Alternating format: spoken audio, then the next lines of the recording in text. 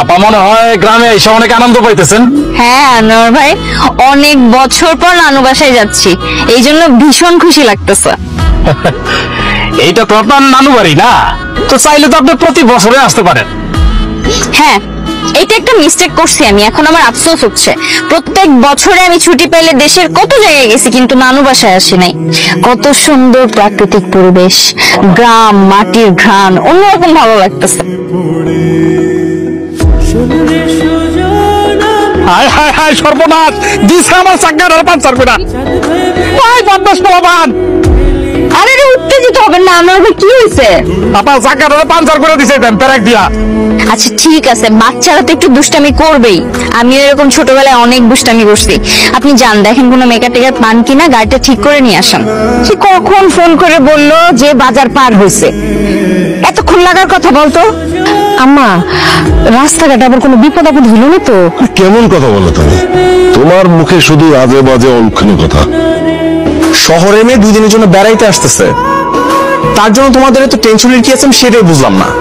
আরে তুই তো একটু আগে যা দেখতে পারোস, কি অসুবিধা হইলো? আমার এত ঠেকা পড়ে নাই যে তোমার নাতনির জন্য এখন আমি রাস্তায় যাব। ওই তো আশা করছে। এই যে আমার নানু। কেমন আছেন নানু? খুব ভালো আছি, খুব ভালো আছি, কিন্তু এতকাল পরে নানুর খবর নিলে হবে? হ্যাঁ, নানুর খবর নিতে তো আমি আসলাম, নানু তো আমার খবর নিতে ঢাকা যেতে পারে, তাই না?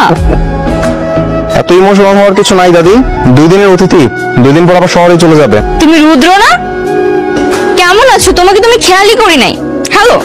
এই আস্তে আস্তে, এটা তোমার শহর না, এটা গ্রাম, চাইলেই যাকে তাকে জড়ায় ধরা যায় না। আমি কি যাকে তাকে জড়িয়ে ধরছি নাকি? আমি তোমার ফ্রেন্ডকে জড়িয়ে ধরছি, যে আমার খুব কাছের। আসো। আরে বললাম তো আস্তে, এটা তোমার শহর না, আর এই জড়ায় ধরা ছাড়াও এখানে এনজয় করা যায়। বেড়াইতে আসছো 2 দিনের মতো, ভালো রকম ভাবে বেড়াও। রুদ্র, কি বলতেছিস সাবল তাবল? ঠিকই বলতেছি মা, 2 দিনের জন্যই তো আসছে, এত মাতামাতি করার কি আছে? সবাই ভিতরে যাই, চলো চলো। মামা চলো ভিতরে, চলো আসো। এখনো মন খারাপ করে বসে আছিস? তো মন খারাপ করবো না? আমাকে কিভাবে অপমানটা করলো? ছোটবেলায় ওর সাথে আমি কত মজা করছি, কিভাবে পারলো এটা? আচ্ছা ওর কথা বাদ দে না, একটুখানি রাগ করেছে, কতক্ষণ পরে রাগটা চলে যাবে। ঠিক হইলে হয়েছে, না হলে নাই। কত প্ল্যান করে আসছিলাম ওর সাথে, পুরো গ্রামটা আমি ঘুরে দেখবো, আমার সব প্ল্যান মাটি করে দিল।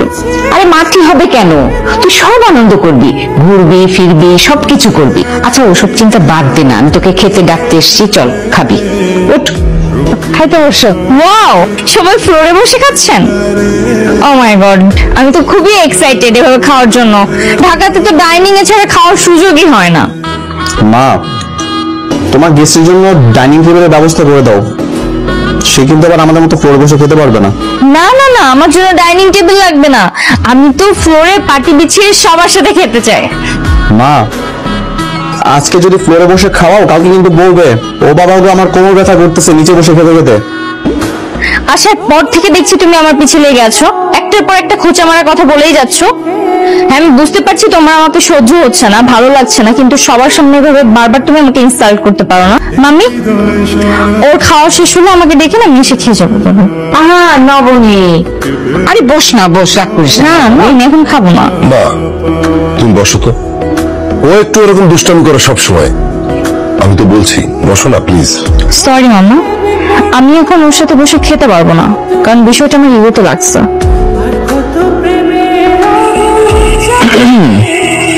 ম্যাডাম কি এখনো আমার উপর রেগে আছে? সবকিছু মুখে বলে দিতে হয় না, কিছু কিছু ব্যবহারেও প্রকাশ পায়। আমি আসার পর থেকে তোমার ব্যবহার, বাচন ভঙ্গি এমন আমার প্রতি, তুমি আমাকে বারবার অপমান করছো। বুঝতে পারলাম, খালি হাতে পায়ে লম্বা হইছো, এখন পর্যন্ত যে দাঁড় রাখছি ছোটবেলার মতো করে আছে। তো থাকবে না? হ্যাঁ, তোমার মতো চেঞ্জ হয়ে যাবো নাকি? আমি যেমন তেমনই আছি, তেমনই থাকবো। আমি কত প্ল্যান করে গ্রামে আসছিলাম, একসাথে ঘুরবো ফিরবো আনন্দ করব, আমার সব প্ল্যান মাটি করে দিছো। আচ্ছা ঠিক আছে, এত রাগ অভিমান করে থাকা লাগবে না। আমি তোমাকে নিয়ে কালকে থেকে ঘুরতে বেরোবো, ঠিক আছে? থাক, তার আর কোনো দরকার নেই, আমি একা একাই ঘুরতে পারবো, ঠিক আছে?